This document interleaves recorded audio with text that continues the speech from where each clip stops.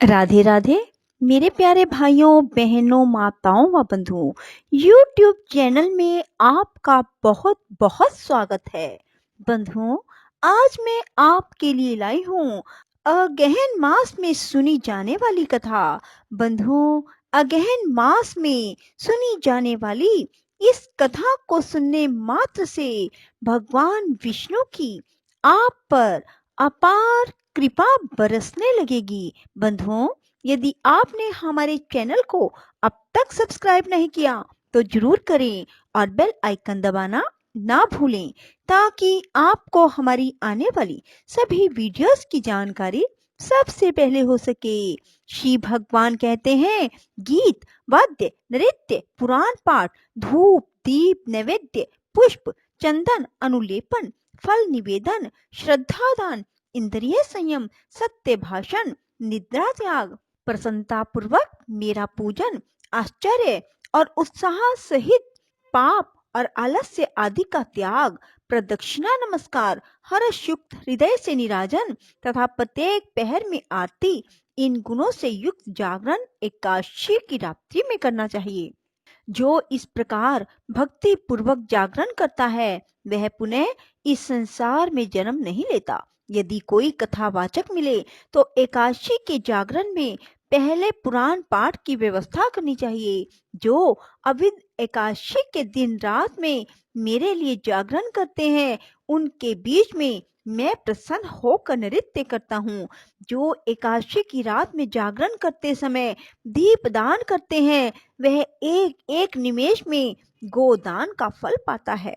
जो जागरण में मेरे लिए कपूर और गुग्गल मिलाया हुआ धूप देता है वह अपने लाखों जन्मों की पाप राशि को भस्म कर डालता है। मेरे लिए जागरण करते समय जो भक्ति पूर्वक पुराण की पुस्तक बांचता है वह मेरे समीप निवास करता है। मेरी परिक्रमा करने से विद्वानों ने जिस फल की प्राप्ति बताई है वह पुण्य फल 4 करोड़ यज्ञों से भी प्राप्त नहीं हो सकता।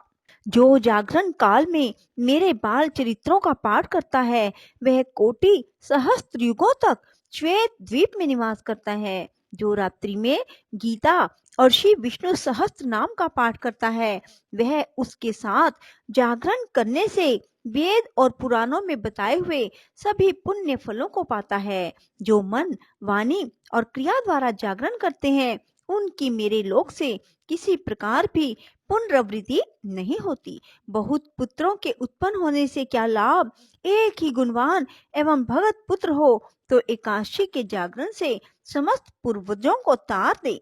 जो मेरे द्वारा कहे हुए जागरण के महात्म को भक्ति पूर्वक पढ़ता है वह 100 पीढ़ियों तक उद्धार कर देता है। अनजान में या जानबूझकर जो पातक किया गया पूर्व जन्म में और इस जन्म में ही इस पाप राशि का संचय किया गया है, एकादशी के जागरण से उन सब का नाश हो जाता है। चतुरानन, जो द्वादशी के इस महात्म को पढ़ता अथवा सुनता है वह सब पापों से शुद्ध होकर सनातन गति को प्राप्त होता है। द्वादशी व्रत के प्रभाव से सदा धर्म पर बुद्धि स्थिर रहती है। मेरे प्रति अत्यंत निर्मल भक्ति का उदय होता है और मनुष्य को पाप नहीं लगता। मार्गशीर्ष शुक्ल पक्ष की द्वादशी तिथि में विद्वानों को प्रातः काल विधि पूर्वक मत्स्य उत्सव मनाना चाहिए। इसकी विधि इस प्रकार है। मार्गशीर्ष मास की 10वीं तिथि को मन और इंद्रियों को संयम में रखते हुए बुद्धिमान पुरुष देव पूजन के पश्चात विधि पूर्वक अग्नि स्थापन करें।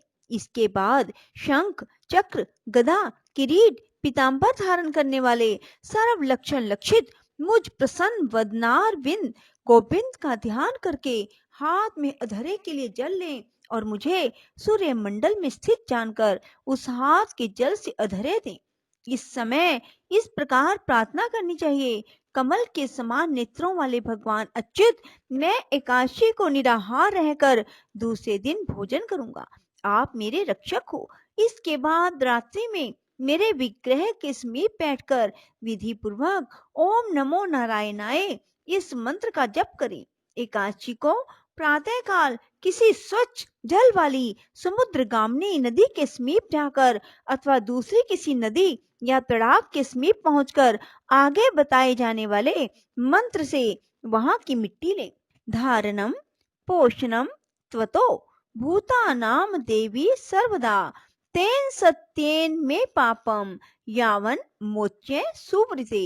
उत्तम व्रत का पालन करने वाली देवी संपूर्ण भूतों का धारण और पोषण सदा तुम से ही होता है। इस सत्य के प्रभाव से तुम मेरे समस्त पापों को छुड़ाओ। इसके बाद वरुण से प्रार्थना करें, त्वयि नित्यं रसा सर्वे स्थिता वरुण सर्वदा तेने माम मृतिकाम प्लाव्य पूताम कुरुष मां चिरम। हे वरुण, सब रस सदा आप में ही स्थित हैं, इसलिए इस मृतिका को अपालवित करके आप शीघ्र पवित्र कीजिए। इस प्रकार मृतिका और जल के अधिष्ठाता देवताओं को प्रसन्न करके उस मिट्टी और जल को अपने शरीर में लगाएं। समुची मिट्टी के 3 भाग करके उसे जल में मिलाकर नाभि से नीचे के भागों में, नाभि नभ स्थल के बीच में तथा वक्ष स्थल से ऊपर के भाग में लगाना चाहिए। इसके बाद जल में जहां मगर और कछुओं का भय ना हो, नहाकर नित्य क्रम करके फिर मेरे मंदिर में आवें और मुझ भगवान नारायण की आराधना करें। केशवाय नमः इस मंत्र से मेरे दोनों पैरों की पूजा करें। दामोदराय नमः से कटी भाग की पूजा करें। नरसिंहाय नमः से दोनों घुटनों की, श्रीवत्सधारणे नमः वक्ष स्थल की, कौस्तुभ नाभाय नमः से कंठ की, श्रीपत्ये नमः से हृदय की, त्रैलोक्य विजयाय नमः से बाहु की, सर्व आत्मने नमः से सिर की, रथांगधारिणे नमः से चक्र की, श्रीकराय नमः से शंख की, गंभीराय नमः से गदा की और शांत मूर्ते नमः से पद्म की पूजा करें। इस प्रकार सब के स्वामी मुझ देवेश्वर नारायण की पूजा करके मेरे आगे 4 कलशों की स्थापना करें, जो जल से भरे हुए, माला से सुशोभित, श्वेत चंदन से चर्चित, आम्र पल्लवों से संयुक्त, श्वेत वस्त्रों से अवगुंठित तथा स्वर्ण युक्त तिल सहित तांबे के पूर्ण पात्रों से आच्छादित हो। उन सब के मध्य में एक पीठ, छोटी सी चौकी स्थापित करें, जिसके ऊपर वस्त्र बिछा हुआ हो। उस पीठ के ऊपर एक पात्र रखें और उसे जल से भर दें।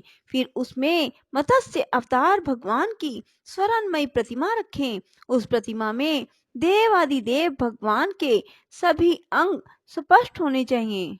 उनके हाथ श्रुतियों और स्मृतियों के ग्रंथों से विभूषित हों।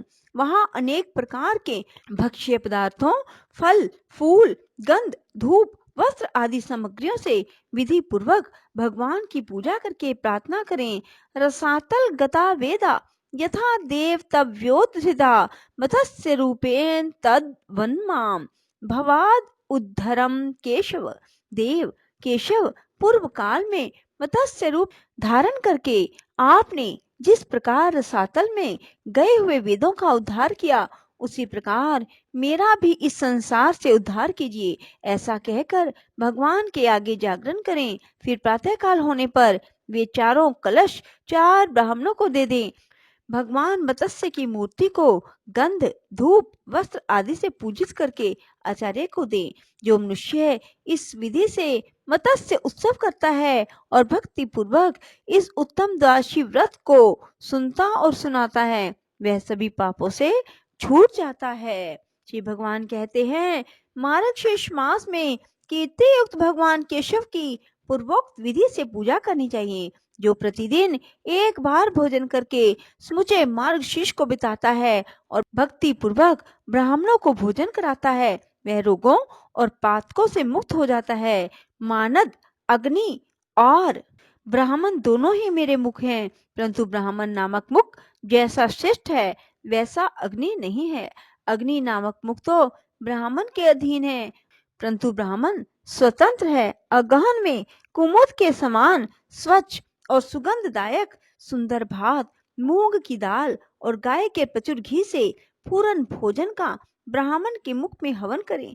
चतुर्मुख मेरे भक्तों को मेरा प्रसाद भोजन करना चाहिए। वह पवित्र करने वाला, पापियों को मुक्त करने वाला है। इसलिए अन्न पान आदि औषधि मुझको अर्पण करें और अशुद्ध को भी शुद्ध करने वाले उस प्रसाद को भक्ति पूर्वक भोजन करें।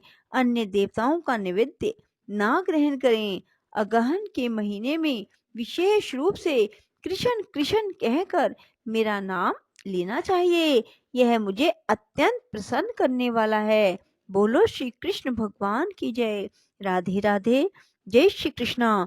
बंधुओं, यदि आपको मेरी वीडियो पसंद आए तो इसे लाइक करें और शेयर भी जरूर करें। धन्यवाद।